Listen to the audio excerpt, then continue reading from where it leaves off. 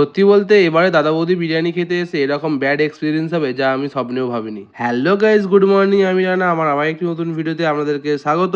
আপনারা তো আগের ভিডিওতে তো দেখেইছেন যে আমরা গিয়েছিলাম নৈহাটির বড়মার কাছে। নৈহাটি বড়মা দর্শন করবার পর সকলে মিলে ঠিক করা হলো যে বাড়ি যাওয়ার পথে দাদা বৌদি বিরিয়ানি খেয়ে যাওয়া হবে। সেই মতন চলে আসলাম দাদা বৌদি হোটেলে। আর এই ভিড়টি দেখে তো বুঝতেই পারছেন যে এই ভিড়টি কিসের জন্য। ইয়েস, আপনারা ঠিকই ধরেছেন, এই ভিড়টি শুধুমাত্র বিরিয়ানির জন্য।